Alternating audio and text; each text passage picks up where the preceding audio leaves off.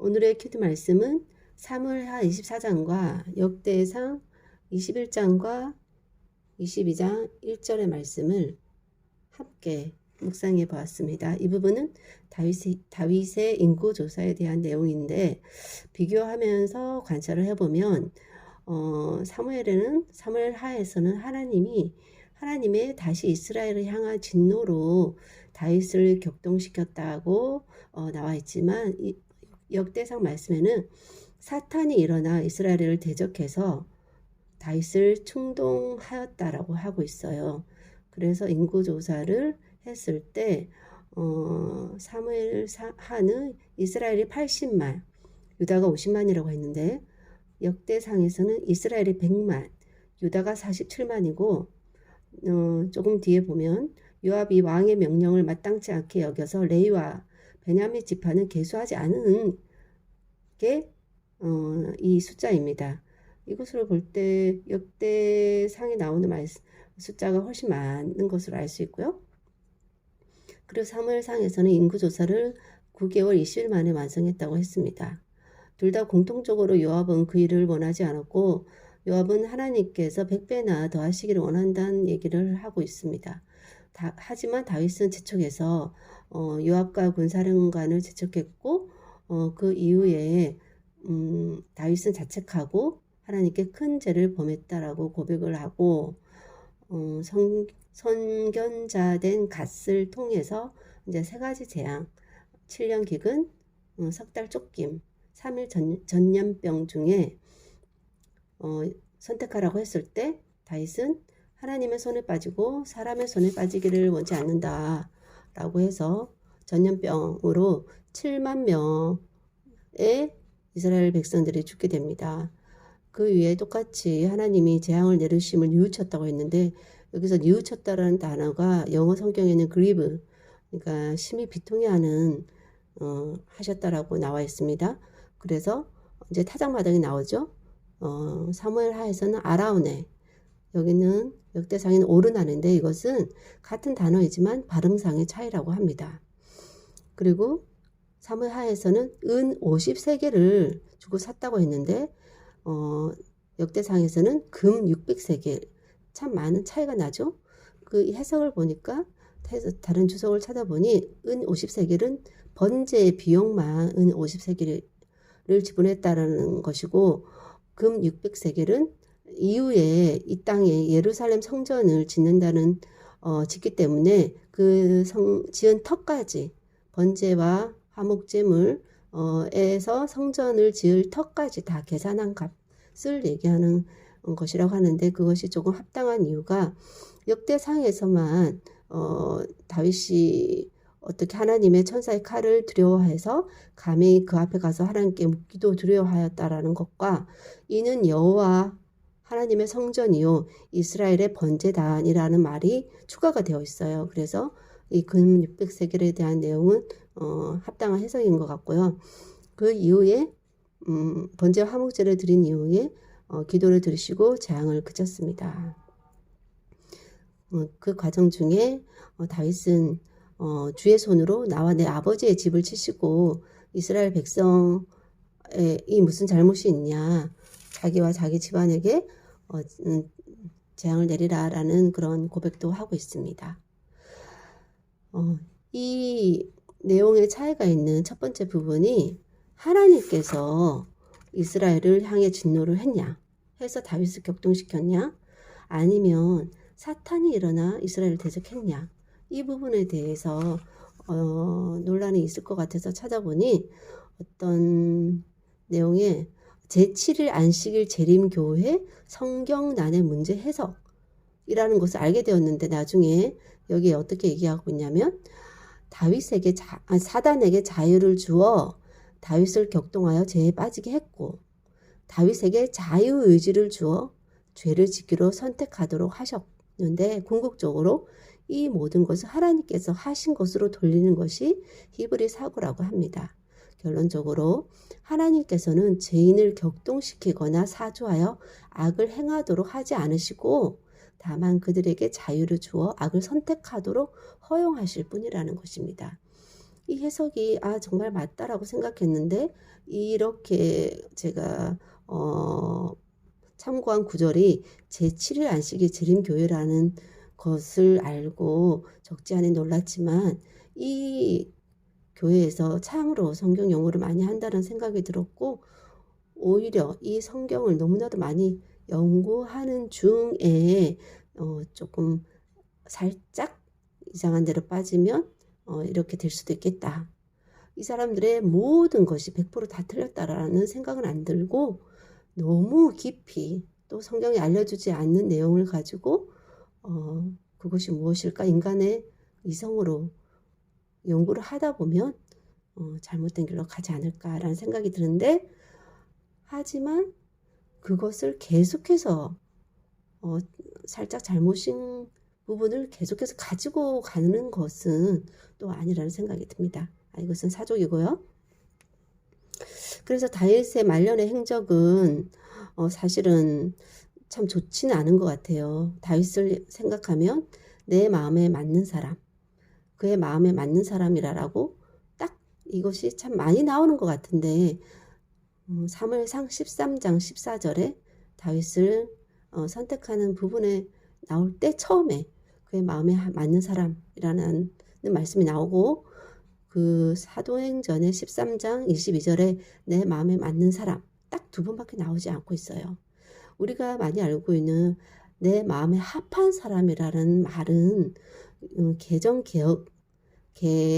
개정개혁도 아니고 옛날 성경인 개혁 한글에 딱 한 번 나오는 것인데 영어로 보면 a man after his own heart, a man after my own heart. 그러니까 하나님 마음 뒤에 있는 사람이라는 뜻이죠. 하나님 마음이 앞서는 사람. 근데 내 마음에 합한 사람이라는 그 말이 너무 귀에 쏙 들어오고 그래서 많은 사람들이 인용을 하는 것 같은데 이것은 성경에 딱 한 번 나온다는 거. 또 그것도 이제는 성경이 없다라는 거. 그것이 참 씁쓸한 부분 한편으로는 씁쓸한 부분이라는 생각이 듭니다. 다윗의 이런 정말 마음에 맞는 사람이었던 다윗의 말년의 행적은 사탄의 계략에 충동이 되어 하나님이 원치 않으시는 인구 조사를 하게 하므로 요압의 신뢰도 잃고 백성들을 죽게 하는 것과 또 타작마당에 번제 화목제를 드림으로 예루살렘 성전의 터를 예비하는 이런 결과를 낳게 됩니다. 하나님의 허락하신 권위 아래 있어진 일이긴 하지만 하나님은 기뻐하지 않으셨고 이것이 큰 범죄라고 스스로도 인정을 하고 있습니다. 이에 대한 심판은 하나님의 제사 플러스 하나님 책임자의 선택으로 이에 대한 심판은 하나님의 제시죠. 제사가 아니고 하나님의 제시 세 가지 아니죠. 제시와 책임자의 선택으로 행해지게 됩니다. 심판의 과정 중에도 하나님은 그리브 하셔서 다 내리지 않으시고 책임자는 자신에게 심판에 돌리기를 호소합니다. 이것을 통해서 볼 때 우리는 사탄의 중동에 휘둘리지 말아야 한다는 거. 첫 번째. 두 번째, 사람의 권고에 중간에 그만둘 기회가 있을 때 멈춰야 한다는 것이죠. 세 번째, 그 범죄를 깨달았을 때 회개하고 용서를 구하는 것입니다. 네 번째, 심판을 받는 것입니다. 하지만 하나님의 긍휼을 호소하고 자신의 책임을 묻는 것이죠. 다섯 번째, 회복의 모든 수단 방법을 제대로 다 해야 합니다. 값도 제대로 다 지불해야 하는 것이고요. 하나님보다 더 무서운 심판하는 천사가 있다라는 것을 조금 색다르게 와닿았고 또 이 모든 것이 그나마 다윗 시기에 이만한 이 정도로 끝난 것이 아닌가 하는 생각이 들었고 다윗은 해결의 능력이 있는 사람이라는 생각이 듭니다. 그리고 첫 타이틀 마음에 합한 사람이라는 그 첫 타이틀이 끝까지 자신을 대변하지는 않는다는 것입니다. 또 이런 여러 등장인물과 지역이 나오는데 하나님의 선한 일, 어떤 특별한 사건 속에 등장하는 지역과 인물이 나오는데 이것은 의미가 있는 것 같습니다. 좋은 뜻으로도 의미가 있고 나쁜 뜻으로도 의미가 있고요. 그리고 죄를 짓기에 너무 열심이다. 이것은 브레이크 없는 화차와 같다. 이것이야말로 죄의 싹슨 사망이라는 말씀의 예가 아닌가 생각이 들었습니다.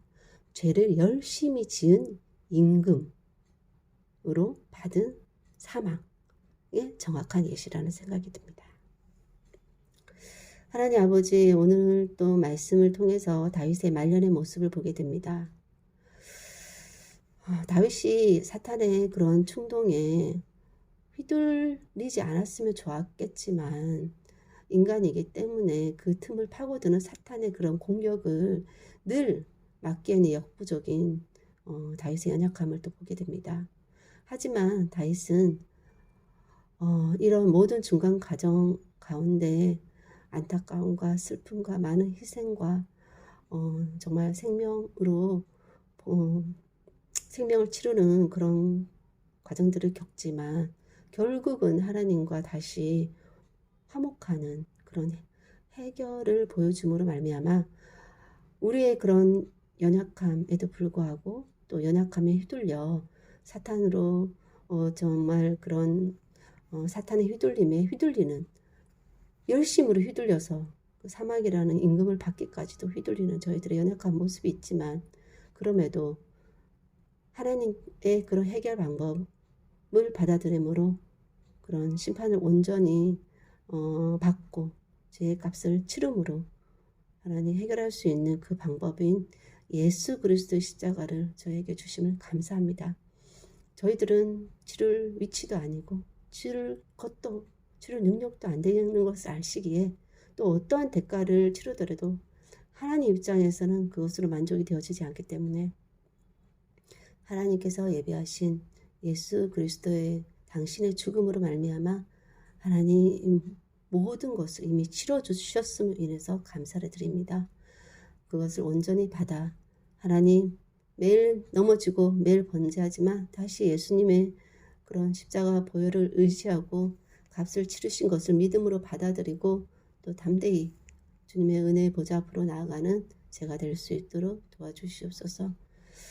날마다 살아가는 가운데 주님의 말씀을 너무나도 사랑해서 정말 그것을 연구하고 깨닫는 일을 열심으로 하다가 혹여라도 잘못된 길로 가게 되는 경우가 있다면 하나님 언제든지 정말 깨우쳐 주시고 사랑을 통해서든 어떤 환경을 통해서든 모든 자연 만물을 통해서든 깨우쳐 주셔서 돌이킬 수 있는 은혜를 주님 저에게 꼭 허락하여 주시기를 간절히 소원합니다. 그래서 언제나 하나님과 하나님의 마음의 뒤에 있는 사람으로서 하나님의 마음에 맞는 사람으로 늘 주님 보는 그날까지 살아갈 수 있게 도와주시고 믿음의 처음보다 믿음의 나중이 더욱더 빛을 발하는 제가 되기를 원합니다.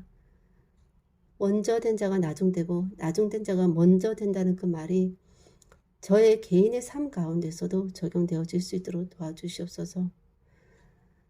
나중의 믿음이 첫 믿음보다 더욱더 하나님 값진 믿음으로 믿음이 될 수 있도록 함께하여 저의 모든 생애 가운데 매 순간순간마다 함께해 주기를 간절히 소원하고 모든 말씀 예수님 이름으로 기도하였습니다. 아멘.